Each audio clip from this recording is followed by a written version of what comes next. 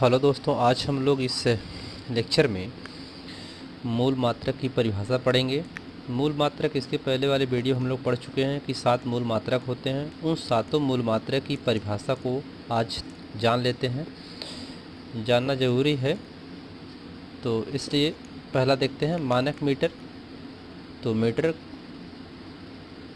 मानक मीटर वह दूरी है जिसे प्रकाश निर्वात में 1 सेकंड में 29,97,29,458वें भाग में तय करता है। यानी 1 सेकंड में इतनी दूरी तय करता है, वह मानक मीटर होता है। ठीक है, मानक मीटर वह दूरी है, यानी 1 मीटर। मानक मीटर का मतलब क्या है? 1 मीटर में, यानी प्रकाश जो होता है निर्वात में 1 सेकंड में इतना, 1 सेकंड के इतने भाग को तय करता है 1 सेकंड में, तो वह कहलाता है मानक मीटर। ठीक है, मानक किलोग्राम। अब किलोग्राम की ये स्टैंडर्ड चीज़ें हैं सब, जो मानक किलोग्राम, मानक मीटर, मानक सेकंड, ये मूल सब राशियां हैं। तो मूल राशियों की परिभाषा क्या है, जिनको यही माना गया और यही पूरे वर्ल्ड में चलता है, पूरे संसार में एक ही चीज़ चलती है। तो मीटर एक स्टैंडर्ड यूनिट है, किलोग्राम एक स्टैंडर्ड यूनिट है। तो ये सब पूरे विश्व में यही चलता है। 4 सेंटीग्रेड ताप वाले 1 लीटर शुद्ध जल का द्रव्यमान 1 किलोग्राम कहलाता है। यानी 1 लीटर जल का ताप कितना होना चाहिए? 4 डिग्री सेल्सियस होना चाहिए। तो 1 लीटर जल का ताप 4 डिग्री सेल्सियस के ताप पर उसका जो द्रव्यमान था वो क्या कहलाया? 1 किलोग्राम कहलाया। एक मानक किलोग्राम बराबर होता है 6 कार्बन 12, यानी 6 परमाणु क्रमांक, 12 उसका परमाणु भार के 5.0188 × 10⁻25 परमाणुओं का द्रव्यमान होता है।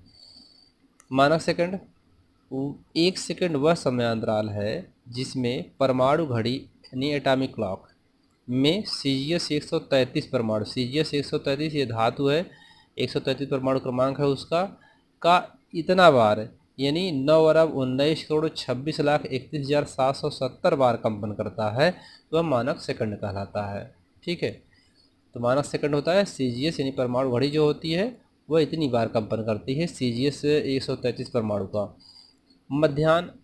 मध्याह्न जो होता है वह मानक सेकंड की परिभाषा और सौर दिवस के आधार पर दी जाती है। ठीक है, मध्याह्न जो होता है इसकी परिभाषा जो होती है वह मानक सेकंड और सौर दिवस के आधार पर दी जाती है। यानी किसी स्थान पर किसी स्थान पर सूर्य अधिकतम ऊंचाई पर होता है, तो उस क्षण को उस स्थान का मध्याह्न कहते हैं। यानी सूर्य जब अपनी एकदम मध्याह्न मतलब पूरी मैक्सिमम ऊंचाई पर आ जाता है, तो वह क्या कहलाता है? आफ्टरनून अर्थात मध्याह्न कहलाता है। ठीक है, अब यही सौर दिवस किसे कहते हैं? सौर दिवस ये हुआ कि अब उस क्षण से उस स्थान का मध्याह्न हुआ। ये तो अब एक से मतलब कि एक से अगले मध्याह्न, एक मध्याह्न से अगले मध्याह्न, ठीक है, कि समय को सौर दिवस कहते हैं। तो और इसकी दूसरी परिभाषा है कि पृथ्वी अपनी धुरी से एक चक्कर, ठीक है, अपनी धुरी से अर्थात अक्ष से एक चक्कर जब पूरा करती है तो उसे सौर दिवस कहते हैं। एक सौर दिवस बराबर होता है यानी एक दिन, तो सौर मतलब होता है एक दिन। तो एक दिन में कितने घंटे होते हैं? 24 घंटे। एक घंटे में कितना मिनट? 60 मिनट। एक मिनट में कितना सेकंड? 60 सेकंड। गुणा कर देंगे तो कुल एक दिन में आ जाएगा 86,400 सेकंड आएगा। ठीक है, तो एक सौर दिवस का 1 सेकंड हुआ।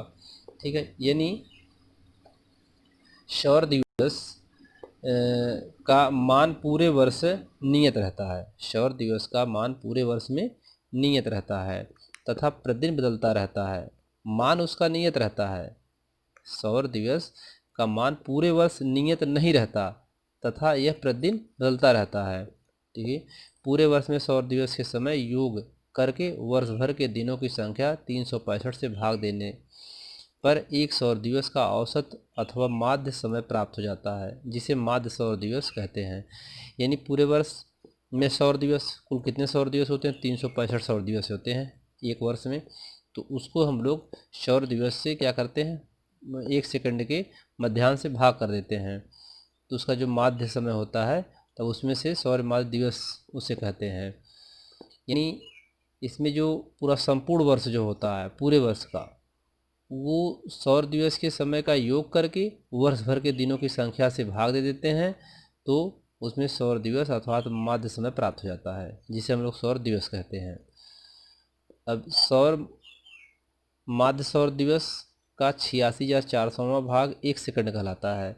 यानी माध्य सौर दिवस का 86,400वां भाग यानी एक दिन का इतना भाग 1 सेकंड कहलाता है। अर्थात एक दिन में इतने भाग होते हैं, इतना होता है, एक दिन में इतना सेकंड होता है।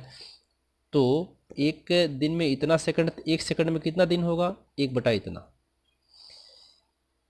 ये क्या है? एक दिन का सेकंड है, तो एक दिन का इतना सेकंड हुआ, तो 1 सेकंड में कितना दिन होगा? तो 1 बटा इतना दिन हो जाएगा। माध्य सौर दिवस मतलब दिन। ठीक है। अब मानक एम्पियर ये मात्रक इसका सब पीछे बताया गया है। निर्वात में 1 मीटर की दूरी पर स्थित 2 सीधे समांतर अनंत लंबाई के बीच तारों में प्रवाहित धारा 2 × 10⁻⁷ न्यूटन का बल उत्पन्न करती है, उसे मानक एम्पियर कहते हैं। यानी जैसे ये निर्वात में स्थित 2 सीधे समांतर तार हैं जिनकी लंबाई क्या है? अनंत है, और इनके जो बीच की दूरी हो 1 मीटर हो। ठीक है। और इनके बीच जो बल लग रहा है, जब विद्युत धारा इसमें प्रवाहित की जाती है तो इनके बीच में जो बल लगता है वो 2 × 10⁻⁷ न्यूटन का बल लगता है, तो उसे 1 एम्पियर कहते हैं। ठीक। मानक कैंडिला प्रकाश स्रोत के खुले मुख के 1 सेंटीमीटर स्क्वायर क्षेत्रफल की ज्योत तीव्रता का 1/60वां भाग होती है। ठीक है। वह इसका कितना होती है? 1/60वां भाग होती है, जबकि प्रकाश स्रोत का ताप प्लेटिनम के गलनांक के बराबर होता है, तो उसे हम मानक कैंडिला कहते हैं। सामान्य वायुमंडलीय दाब पर गलते हुए बर्फ के ताप तथा उबलते हुए जल के ताप के अंतर के 100वें भाग को 1 केल्विन कहते हैं। यानी देखिए, जो सामान्य ताप है जिसमें हम लोग डेली रहते हैं, उस पर बर्फ़ जो पिघल रहा है, और उस वायुमंडलीय दाब पर बर्फ़ पिघलेगा और हम जल को उबालते हैं, तो जल को उबाल दें और बर्फ़ का पिघलने के दोनों के ताप का जो अंतर होता है उसका 100वां भाग 1 केल्विन कहलाता है। ठीक। इसके बाद है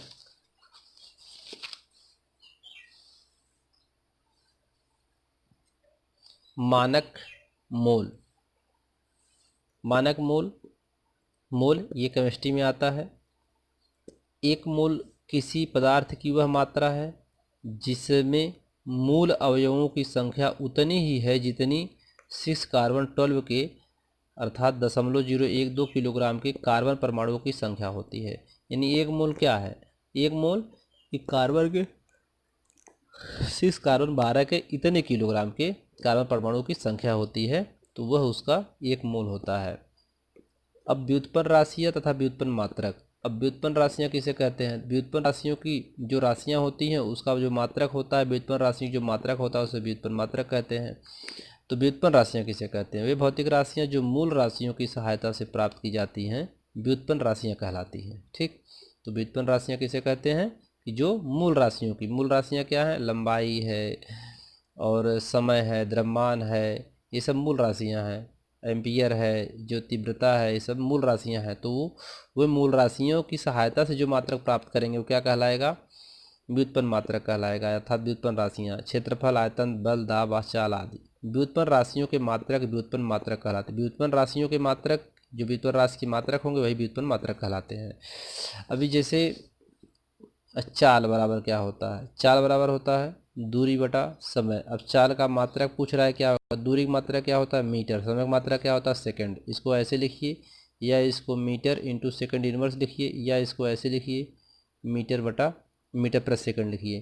तो ये जो है चाल का मात्रक आप देखिए यहाँ पे मीटर और सेकंड 2 आया है मूल मात्रक, यानी ये चाल का मात्रक मूल मात्रक की सहायता से प्राप्त किया गया, तो इसलिए इसको क्या कहेंगे? चाल को कौन सी राशि है?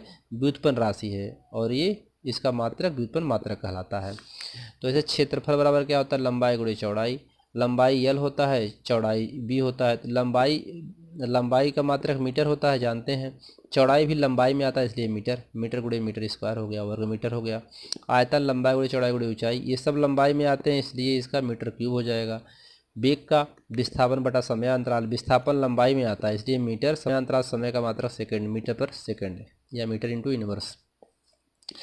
त्वरण का मात्रक क्या होगा, वेग परिवर्तन बटा समय अंतराल। ये वेग परिवर्तन अर्थात वेग का मात्रक, वेग का मात्रक क्या है, मीटर पर सेकंड है। समय अंतराल का मात्रक सेकंड, सेकंड का सेकंड में गुणा हो जाएगा तो मीटर इंटू सेकंड इनवर्स अर्थात मीटर प्रति सेकंड स्क्वायर आएगा।